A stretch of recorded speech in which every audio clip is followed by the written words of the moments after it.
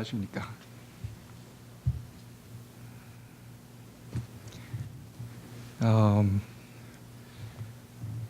목사님이 안 계시는데 여기 나오신 분들은 아마 제 생각에 남은 무리 같아요. 그죠?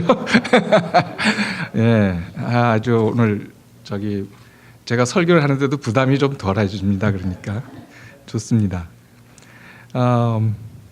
오늘은 제가 지난 연초에 화요 성경교실에서 말씀을 드렸던 그 말씀을 바탕으로 해서 여러분들과 말씀을 나누고자 합니다. 제가 먼저 성경절 두 절을 좀 읽고 싶은데요. 첫 번째 사도행전 26장 28절 29절 우리 다 같이 함께 봉독하겠습니다. 시작.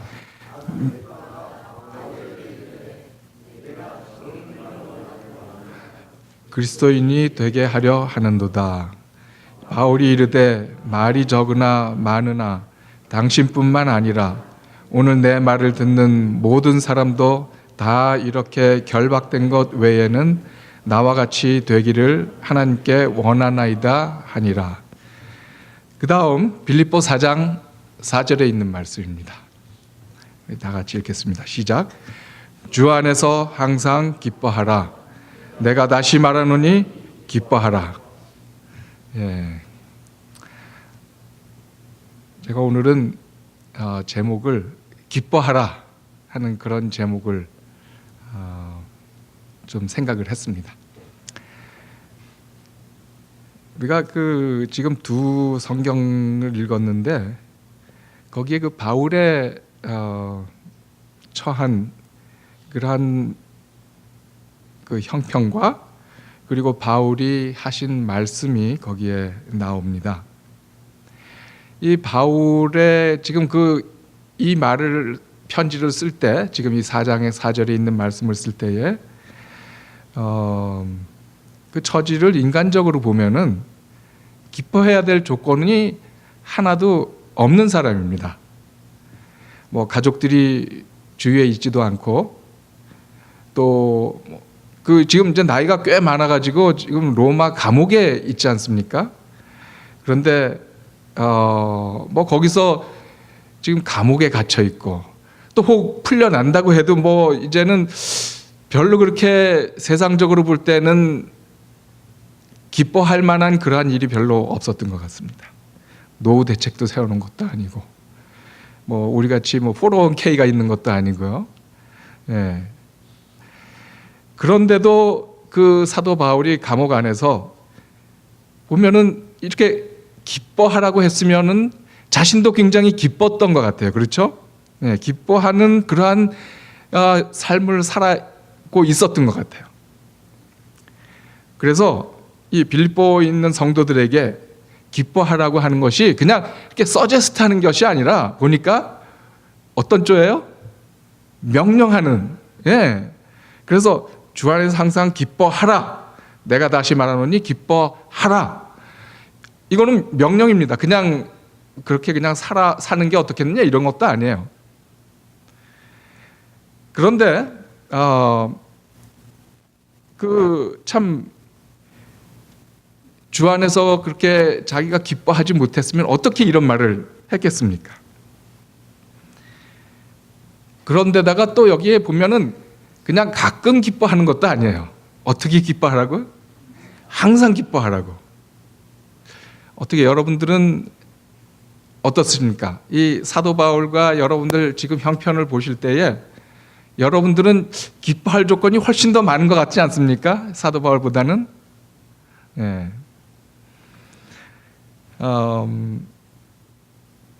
이 영어로도 이 말씀을 갖다가 뭐라고 이야기를 하고 있냐면 Rejoice in the Lord always 그렇게 쓰고 있습니다. 그래서 이거는 무슨 선택을 하는 그런 여지도 남겨놓지 않고 그냥 기뻐해도 되고 안 해도 된다는 말이 아니고 기뻐하라는 하나님의 명령인 것입니다. 싫어도 기뻐해야 되는 거 아닙니까? 이렇게 이 정도까지 된다면 이것이 바로 하나님이 우리를 향하신 뜻이라고 그렇게 이야기를 합니다. 1991년도에 남캘리포니아에서 한 그 듀알테라는 그 지역의 병원에서 특별한 수술이 있었습니다. 그 수술에 아주 전 세계의 그 의료진들의 시선이 집중이 되고 있었는데요. 그 수술을 받는 환자는 여학생인데 이름이 아니사 아얄라라는 그러한 그 여학생이었습니다. 이 아니사가 16살 생일 파티를 할 그때쯤 됐는데 갑자기 몸에 이상이 느껴졌습니다. 그래서 병원에 가서 검사를 받았더니 혈액암의 일종인 만성 골수형 백혈병이라고 그렇게 진단이 나왔습니다. 그 당시에 이 백혈병에 걸리면 뭐 불치병으로 그렇게 생각이 되었습니다. 그래서 이 아니사에게 유일하게 남아있는 한 가지 방법은 뭔가 하면은 그 당시에 비교적 그래도 새로운 치료 방법이었던 골수 이식하는 것, 그것이 유일하게 남은 방법이라고 알려졌습니다. 그래서 이 가족들이 정말 이 아니사와 비슷한 그러한 유전자형이 가진 그러한 골수 기증자를 찾기 위해서 정말 많은 시간과 노력을 들였습니다. 가족들도 다 와가지고 같이 친척들하고 피 검사를 하고요. 또 그 골수 기증자 은행의 리스트들을 다 살펴보고 그렇게 해서 다 알아봤지만 알맞은 그러한 기증자를 찾을 수가 없었습니다.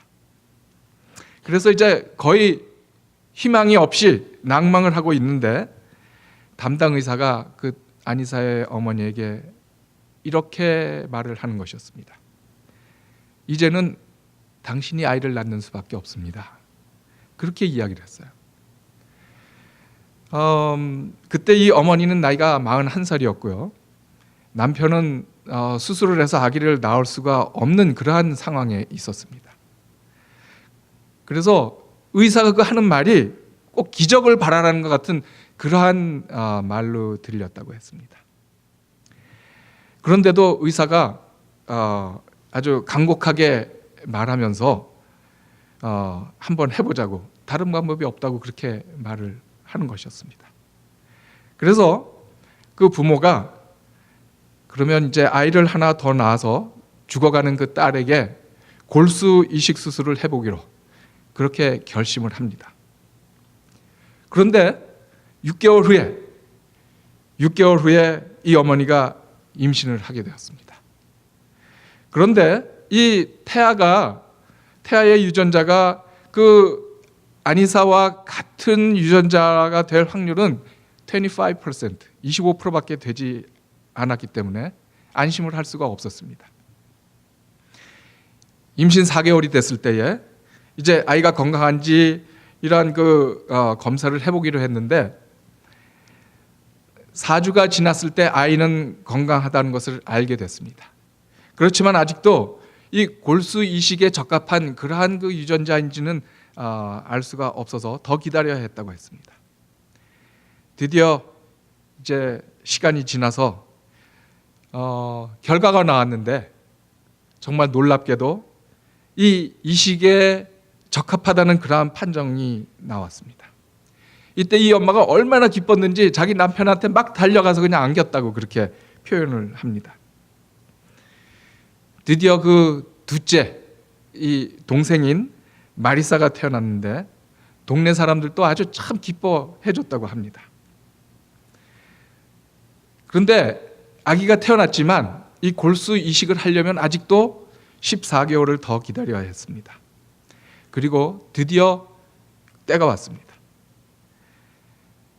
그 주위에서는 그렇게 하는 것이 비인간적이라는 그러한 그 비난이 아주 굉장히 많이 들렸고 병원 정문 쪽에는 와가지고 아주 진을 치고 반대하는 사람들이 있었습니다. 그래서 그 사람들의 눈을 피해가지고 후문으로 이제 들어가서 조용히 병원 안으로 들어갔습니다. 그 아이를, 그 동생을 마취시키고 그 아이의 엉덩이 뼈에서 골수를 뽑아냈습니다. 그 언니는 그 언니 아니사는 이미 며칠 전부터 입원을 해가지고 동생의 그 골수를 이식받기 위해서 자신의 혈액과 골수 조직에서 생성되는 모든 그 백혈구 면역체, 그거를 완전히 죽이는 그러한 방사선 치료를 받고 약물 치료를 받았습니다.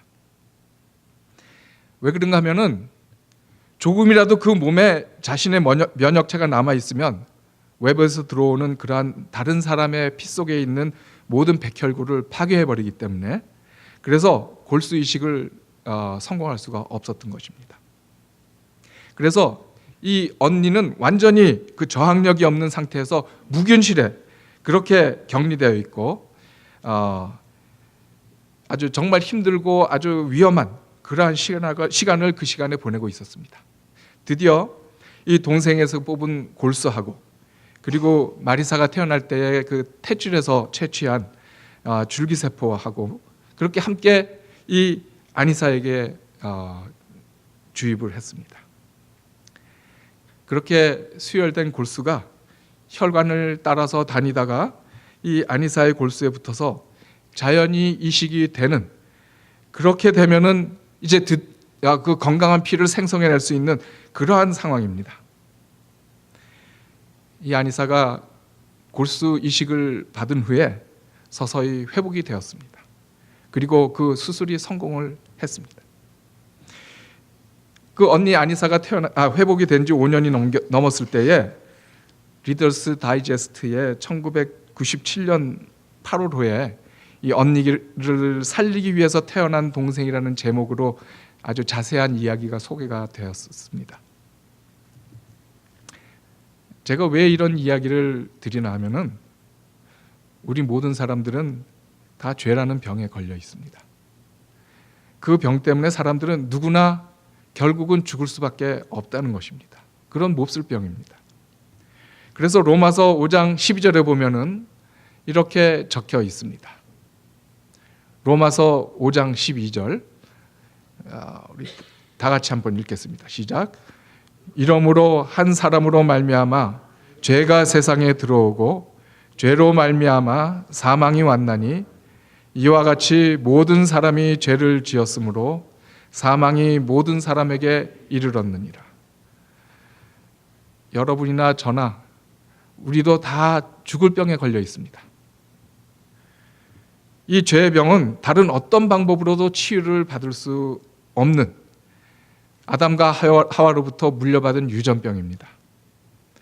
이 병을 치유받을 수 있는 한 가지 방법이 있는데, 그 유일한 방법은 우리와 똑같은 인성을 쓰신 그러한 하나님의 아들이 사람으로 태어나서 우리에게 그 구속의 피를 흘리시는 것이었습니다. 그런데 이 일조차 사단의 비난과 방해를 받게 되었습니다. 그렇게 태어나신 분이 바로 예수님이십니다. 그분이 원수들의 눈을 피해서 몰래 태어나셨지만 몇몇 이웃들과 그리고 온 우주가 기뻐하고 찬송하였던 것을 우리가 성경을 통해서 압니다. 하나님께서 그의 아들을 우리와 같은 인간의 몸을 가지신 사람으로 태어나게 하셨습니다. 그리고 그 아들 예수님은 죄가 없으신 분으로 이 세상을 사셨습니다. 그리고 죄인을 위해서 십자가에 달리시고 그 고귀한 피를 흘리셔서 우리 인간들을 살리는 구속의 대가를 치르셨습니다. 에베소 1장 7절에 보면요, 이런 말씀이 있습니다. 우리가 그리스도 안에서 그의 은혜의 풍성함을 따라 그의 피로 말미암아 구속 곧 죄사함을 받았으니.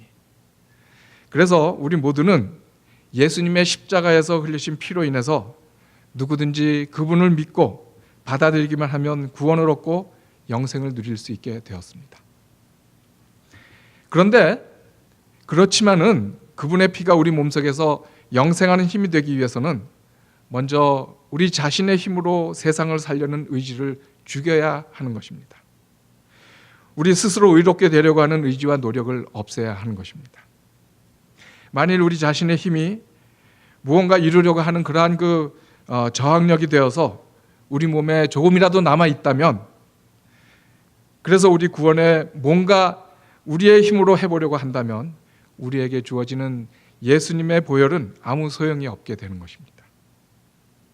예수님께 완전히 굴복하고 내 자신은 아무것도 할 수 없다고 포기하고 오직 예수님의 능력만 100% 받아들이고 의지할 때에 예수님의 피는 우리가 영생을 얻게 하는 그러한 놀라운 능력을 행하게 되는 것입니다. 한 가지 더 중요한 사실은 내 자신의 의지가 아직도 나에게 남아 있다면 내게 수혈되는 예수님의 보혈의 능력은 아무 소용이 없게 만들어 버린다는 것입니다. 그래서 내 자신의 의지를 죽여야 하는 그것이 필요한데 또 그 일조차도 내 힘으로는 안 된다는 것입니다. 누군가가 나의 저항력을 완전히 죽여줘야 하는데 이 일도 역시 하나님께서 성령을 보내주셔서 하시는 일입니다. 그래서 내 자신을 하나님께 굴복하고 맡길 때에만 이 일이 가능해지는 것입니다. 우리는 오늘 예수님을 믿으시기 때문에 이 자리에 앉아 계십니다. 예수님을 믿으시니까 기쁘십니까? 예, 별로 그렇게 기쁘신 것 같지가 않습니다. 혹시라도 예수님을 믿어서 기쁘시지 않으십니까? 예. 근데 하나님은 우리 믿는 사람들에게 항상 기뻐하라고 그렇게 하십니다. 기뻐하되 그냥 아니라 항상 기뻐하라고. 그런데 그러면 우리가 어떻게 항상 기뻐할 수 있을까요? 그것이 가장 중요한 키입니다. 믿는 사람들이 항상 기뻐할 수 있는 것은 예수님 안에서만 가능한 것입니다. 어떻게 사람의 힘으로 항상 기뻐할 수 있겠습니까? 그것은 불가능합니다. 그러나 우리 예수님 안에서는 그것이 가능합니다. 그렇기 때문에 믿는 사람들이 주 안에서 기뻐할 수 있으려면 하나님을 알고 경험을 해야 됩니다. 얼마나 하나님을 알고 경험하느냐에 따라서 좌우되는 것입니다. 하나님이 어떤 분이신가를 아는 것만큼 그 사람은 그만큼 하나님을 경험하게 되는 것입니다. 반면에 하나님을 적게 알고 있는 사람은 그만큼 하나님을 적게 경험하게 됩니다. 그리고 하나님을 아는 만큼 우리가 기쁨을 누리게 되는 것입니다. 그래서 진정한 평화 그리고 마음의 기쁨과 감사는 어려움이나 힘든 것이 없는 사람이 누리는 것은 아닙니다. 우리 중에도 아마 어려움과 힘든 그러한 일들도 있고 또 아프셔서 참 힘드신 분들도 계십니다. 그러나 그렇다고 해서 진정한 평화와 기쁨과 감사가 없는 것은 아니라는 말씀입니다. 오히려 여러 문제가 있을 때에 그러할지라도 예수님께서 계시기 때문에 우리 예수님을 바라보고 그분 때문에 편안함을 느끼는 것입니다. 한 가지 사실을 꼭 기억하시기 바랍니다. 우리가 하나님을 아는 만큼 경험할 수 있다는 것과 또한 하나님의 능력을 아는 만큼 그만큼의 기쁨을 누릴 수 있다는 사실입니다. 연애하는 사람들은 어떤 장소에 있느냐가 별로 중요하지 않지 않습니까?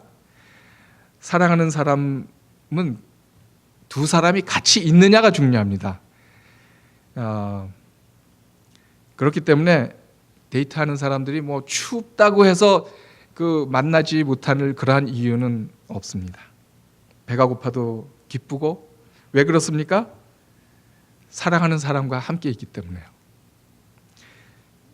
제가 우리 집사람하고 연애할 때 저희 집사람은 응암동에 살고 있었습니다. 그 응암동이 꽤 서울 그때는 한쪽 구석에였는데 저희 집에서 205번 버스를 타면은 그 앞에 그 집 있는 동네까지 갑니다. 그러면 거기서 내려가지고 집사람이 집이 있는 데까지 걸어가려면 또 한 10분 정도 걸어갔던 것 같아요. 그런데 이제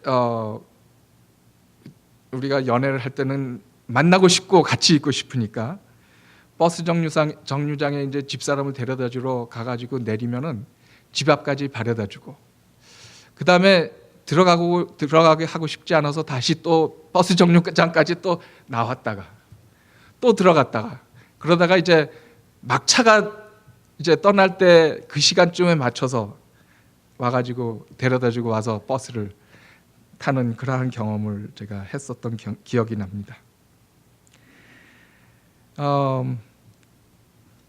사랑하는 사람과는 함께 있고 싶은 것이 사랑하는 사람들의 마음입니다. 그때는 기뻐하라고 하지 않아도 기뻐요. 그죠? 같이 있는 것만으로도 기쁩니다. 빌립보 4장 4절을 우리 다시 한번 보겠습니다. 빌립보 4장 4절 처음에 읽었던 말, 주 안에서 항상 기뻐하라. 내가 다시 말하노니 기뻐하라. 예. 사도 바울은 성경에서 그리스도인이 기뻐하라는 말을 제일 많이 하신 분입니다. 이런 말을 할 때도 사도 바울은 기뻐하면서 그렇게 지낼 상황이 아니지 않았습니까? 그래서 이 빌립보서는 옥중서신이라고 그럽니다. 바울이 옥에 있을 때 쓴 책이기 때문에요. 그런데도 사도 바울은 빌립보 교인들에게 주 안에서 항상 기뻐하라고 그렇게 이야기를 하십니다.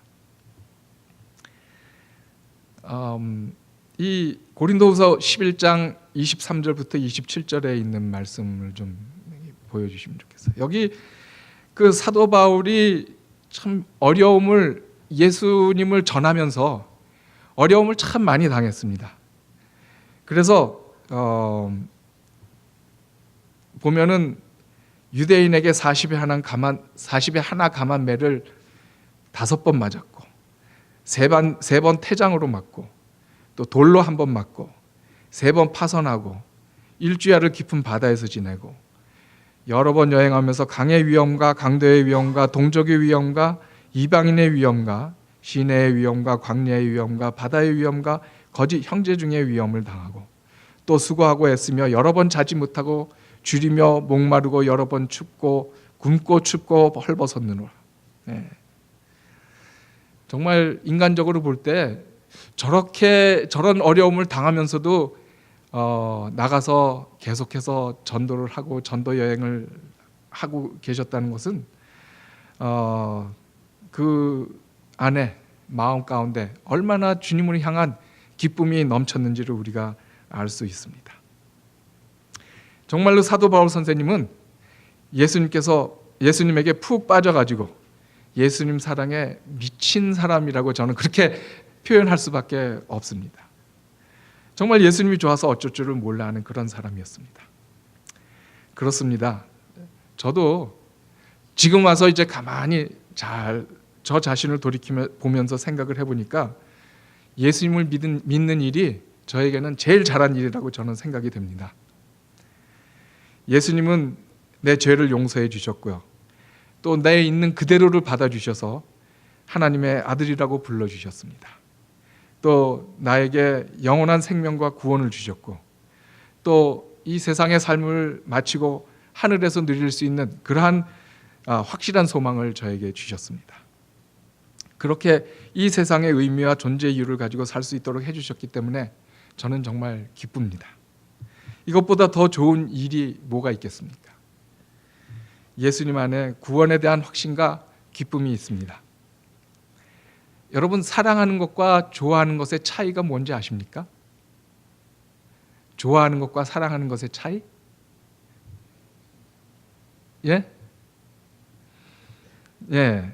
얼마 전에 그 TV에 제가 강의하는 것을 한번 들었습니다. 그런데 거기에 그 강사가 좋아하는 것과 사랑하는 것의 차이를 이야기를 하는 것을 봤어요. 좋아하는 것은 그저 좋아만 하고 아무런 대가를 지불하지 않아도 되는데 사랑하면 대가를 지불해야 된다는 것이에요. 동의하십니까? 예. 제가 오늘 그리고 대가를 지불해도 그래도 기쁘고 감사하고 행복한 것입니다. 그것이 사랑이라고 그랬어요. 예. 저희가 손자가 하나 이제 돌이 이제 막 지났는데 저희 집사람은 시간만 있으면 인터넷을 보고 장난감 또 뭐 애한테 필요한 게 뭐가 있을까? 그걸 보고 다 오더해가지고 보내요. 제가 그걸 보면서 참, 그 사랑하니까 그런 마음이 생긴다는 것을 제가 옆에서 또 같이 경험하면서 느낍니다. 정말 예수님을 사랑해서 대가를 지불한 한 여성 선교사가 있습니다. 루비 캔드릭이라는 그러한 여성인데요. 저분이 1883년 1월 28일 그 미국 텍사스주에서 태어났습니다. 루비 캔드릭. 그래가지고 1905년에 캔사스 여자 성경 전문 학교를 졸업하고요. 그리고 미국 남감리교회 선교사로 지원을 했는데 나이가 아직 어려서 2년인가를 더 기다려야 했습니다. 그래서 그 기다리는 동안에 1년은 교사를 하고 또 나머지 1년은 대학에 특별과에 등록을 해가지고 더 공부를 했습니다. 그리고 1907년 9월에 드디어 미국 남감리회 해외 여선교사로 임명을 받아서 한국의 선교사로 왔습니다. 이 여성이 한국에 가가지고 열심히 봉사를 했는데 1년을 채우지를 못하고 급성 맹장염으로 세상을 떠났습니다. 그런데 이 사람이 이제 한국 땅에 묻혔습니다. 그 묘비에 이런 글이 적혀 있습니다. 그 묘비가 저기 한국에 있는 묘비에 무슨 글이 적혀 있냐면 나에게 1000개의 생명이 주어진다 해도 그 모두를 한국에 바치리라 하는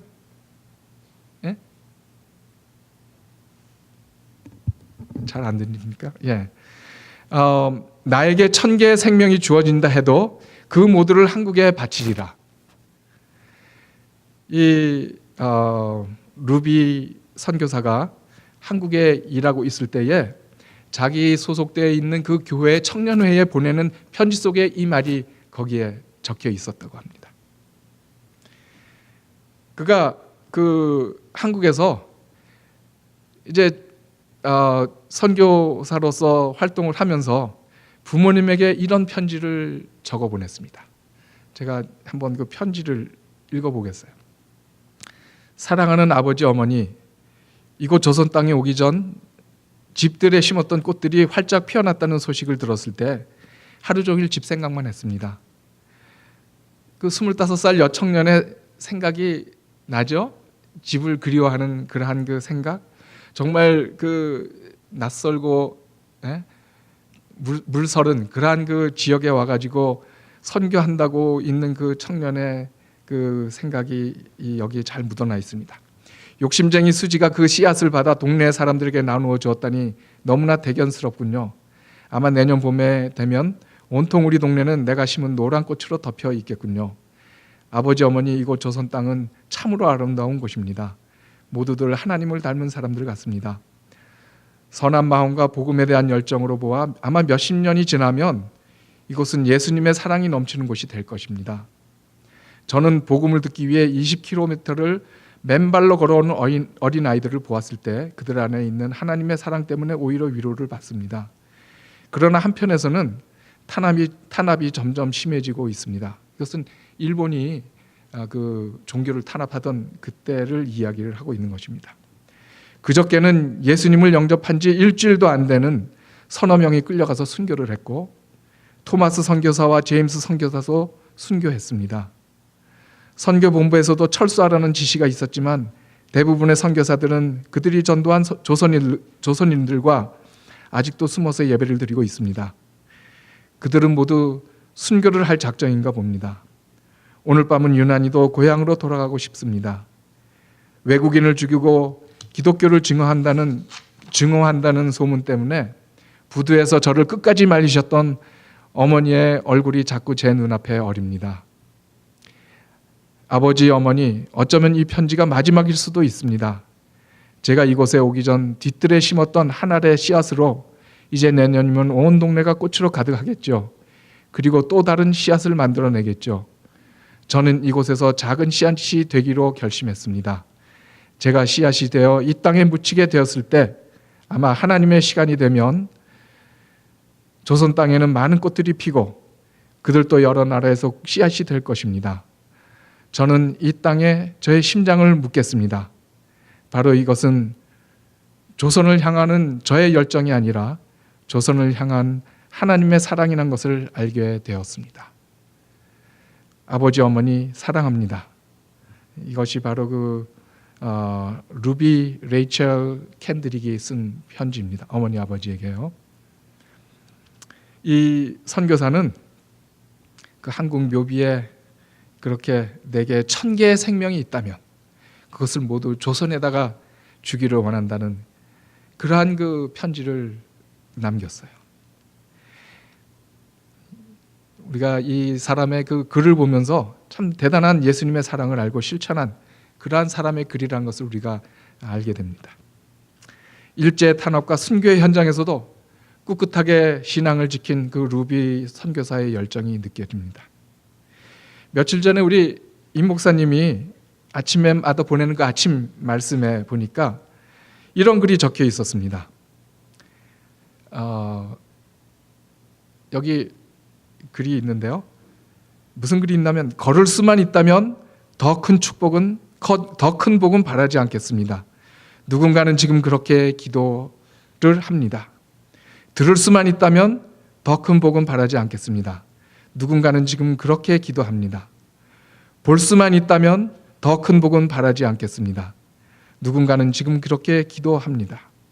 살 수만 있다면 더 큰 복은 바라지 않겠습니다.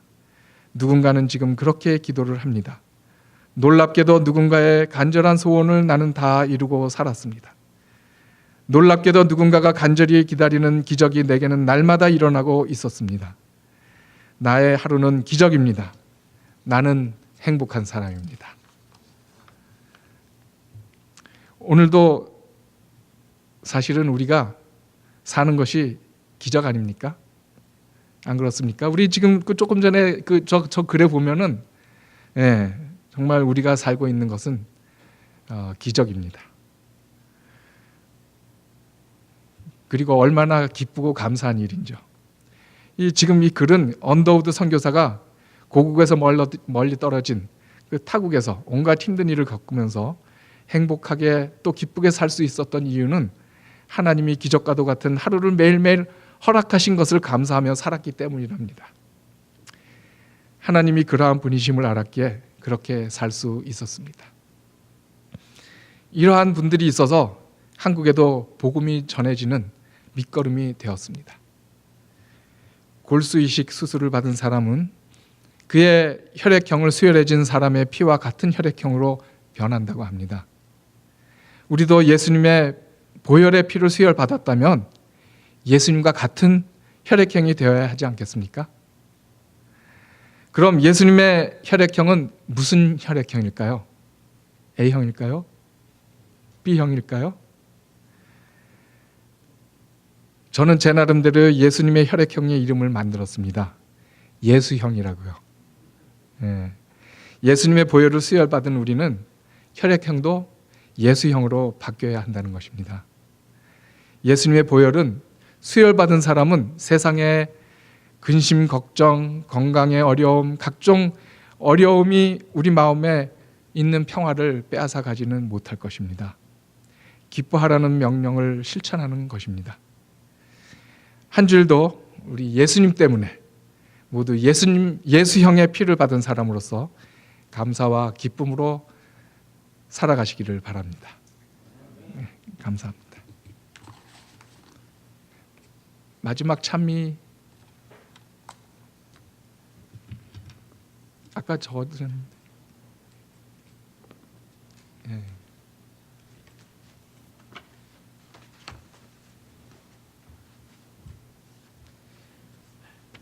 네, 감사합니다. 우리